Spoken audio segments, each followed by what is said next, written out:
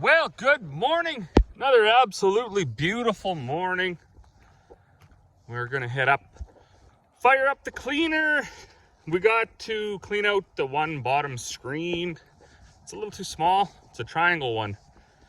Hopefully next year we'll get a couple round hole ones that are a little smaller, and that should help us because we're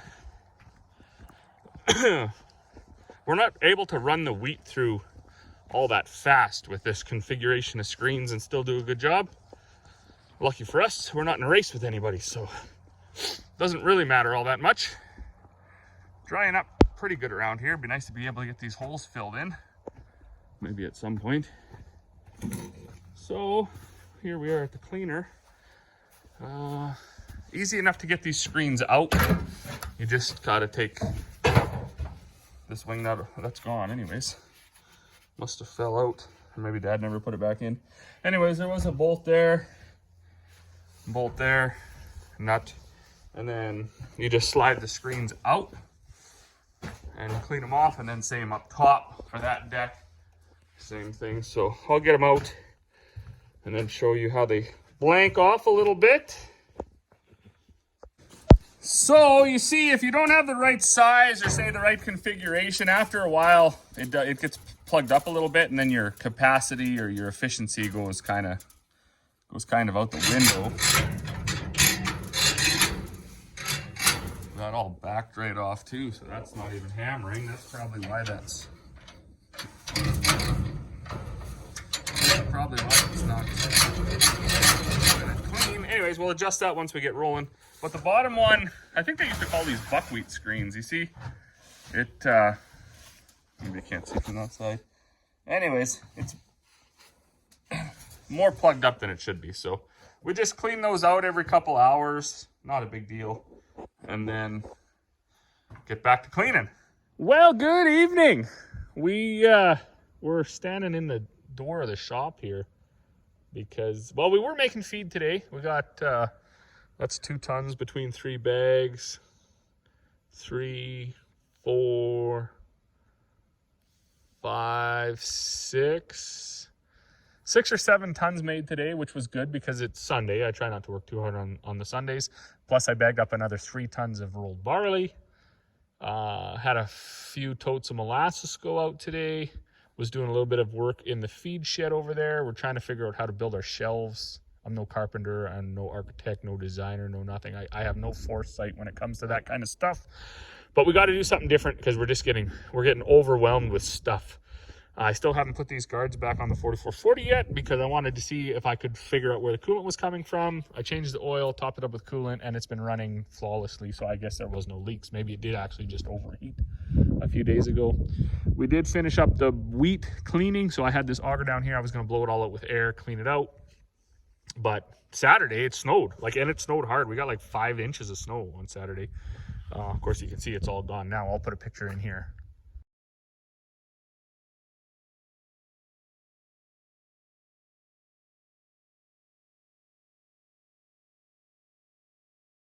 So yeah, that's what it looked like. All Saturday was kind of gross.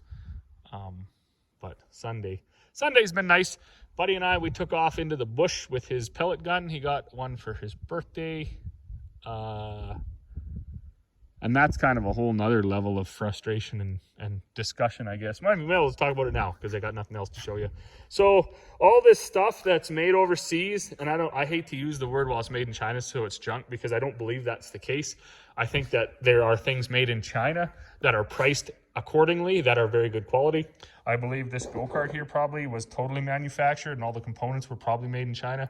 And because they're thrown together and they're set at a price point that is so low, all of us folks, myself included, right? All of us here in the West, we're like, oh man, we got to buy that. That's cheap. That's only $1,300 or whatever it was for the go-kart. I mean, that's just cheap. And then we get mad because it is cheap. And it was totally junk. Like the chains, there were some sort of metric, like it almost seemed like a toy chain. I'd never even really seen one. It wasn't like just your regular common 40 chain. It was some junky piece of junk. Anyway, so those had to be replaced. The bolts, they're all soft metal or whatever, right? I mean, this thing came in a frame, and all those bolts were like, you could almost bust the threads with your hands just by over tightening the bolt on the nut. This was an adjuster for the motor mount, I guess. Well, of course that broke off because it's all just junky soft metal or whatever. And back to Buddy's pellet gun that he got. I mean, the original one that he had got for his birthday was just a total piece of junk, right? It was like a cheap $50 item, worked 4 or 5 BBs, and then it was gone. Like, it was wrecked. The guts of it were junk. Of course, I jumped on the what do you call it? Reviews on the internet, and yeah, a lot of people had the same. They're like, yeah, this thing's a total piece of crap. It's 15 shots and it's junk. Or, anyways, the internal components are all plastic and blah blah blah. But where I'm going with this is we're so quick to hop on the bandwagon and be like, oh, it was made in China, it's got to be junk. I don't believe that's the case. I'm pretty sure that their entire society, with like 10 times the amount of people that we have, functions just fine. Yeah, and in cases what, like, way more. There's that would only be. Anyways, they got way more people, and they got way more infrastructure to look after and maintain and build and service, and they're getting it done. Like, they're getting it done. So obviously they know how to build stuff, and they can build stuff, and it's only us fools in the West that are like demanding everything be so cheap that we can consume it like just rabid friggin' wolves. And that's what we do.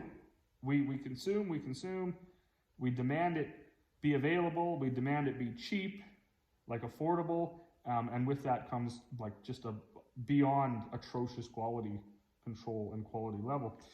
So we have switched around here, I guess, with the exception of this go-kart, and I mean, we're not immune to it. We have to shop too, but we've really tried to limit our purchasing on like trivial junk, I guess you could say.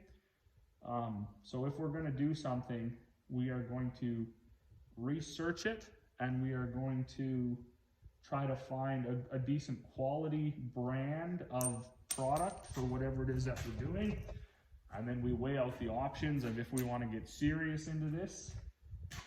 And then we go ahead with the purchase, right? I mean, one thing I use is a guitar, right? If you want to learn how to play the guitar, and you go out and you buy a piece of crap guitar that's built poorly and can never be tuned and can never stay in tune and sounds like crap, and then you start to try to learn how to play this thing, you're never going to learn how to play it. And you're never going to, like, it's going to be a disaster, or it's going to be a lot harder, I should say. But if you get the right tool, a decent built item that, is a little more forgiving, then all of a sudden maybe things wouldn't be so difficult. Anyways, that was just kind of a Sunday rant. I'm going to grab the welder. I'm going to weld this thing on. I'm going to put the go-kart back together as best I can until it falls apart next time, and we'll go from there. As always, thanks for watching. Let me know your thoughts on this quality to price ratio and what your thoughts on that are. Maybe you see it differently. Maybe you think that everything from overseas, no matter what it is or no matter what it's priced at, is junk. Maybe you think that maybe you think something else. So yeah, anyways, let me know. We'll see you all on the next one.